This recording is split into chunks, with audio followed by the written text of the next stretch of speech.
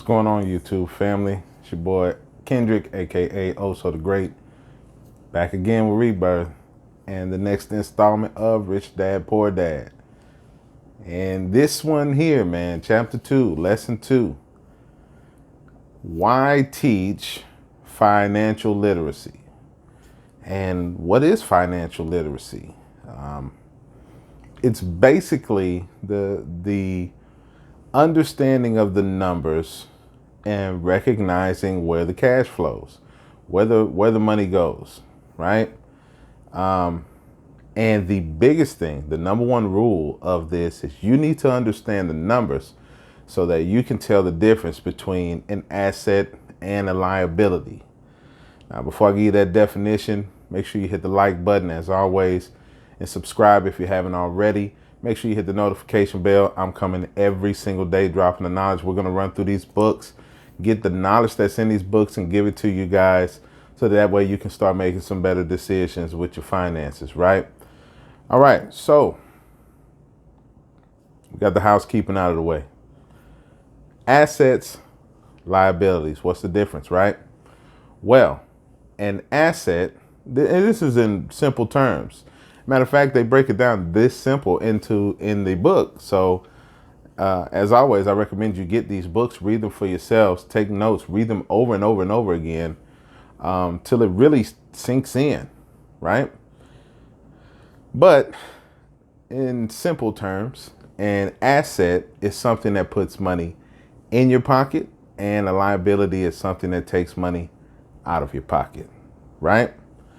Why is that so important? Because the rich primarily buy assets.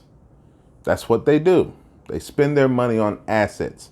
That means they spend their money on things that put money into their pocket. They don't spend their money on liabilities, right? That's what everybody else does. The doodads, the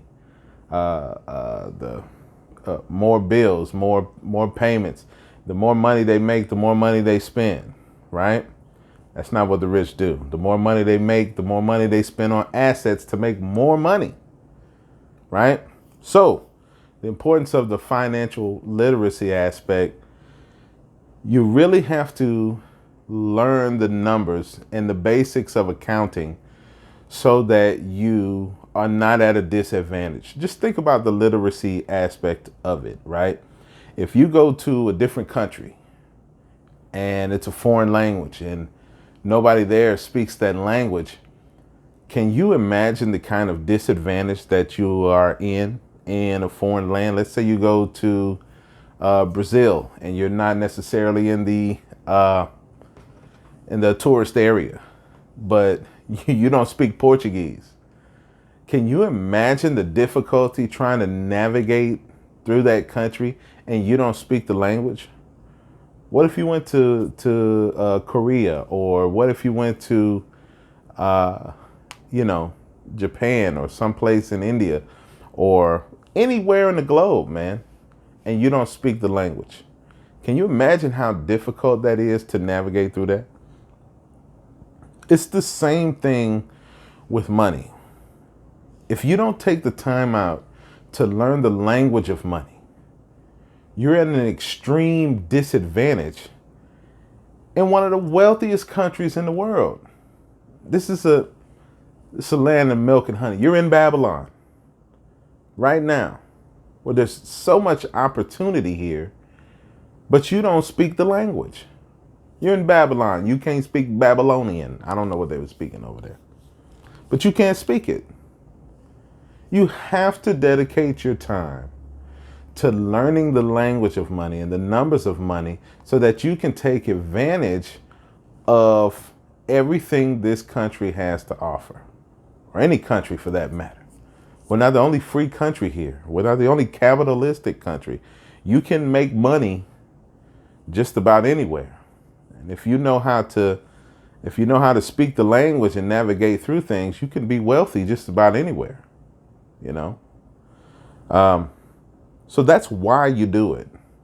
You teach it not just to yourself, but then you teach it to your children and anyone that's close to you so that they can understand money. Imagine that you amass this fortune and you leave it to your kids and they don't know the language of money and they lose it all. Wow. Or you've heard stories and countless stories of people that are broke, poor, and they have a poor mindset. They win the lotto, and before long they're broke again because they never took the time to become financially literate and learn the accounting aspect of what you do, right? So that's what the rich do. The rich primarily focus on what's in the asset column, and they use the assets to pay for their liabilities. That's what they do, man. It's that simple. Okay?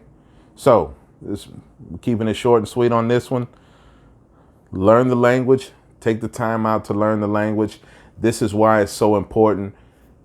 If it's a foreign language to you, hey, man, you're going to have to Rosetta Stone that stuff, man. Or rebirth stone. Whatever you want to call it, right? So, like, subscribe, tune in to the next one. We're going to keep this moving, all right? Peace.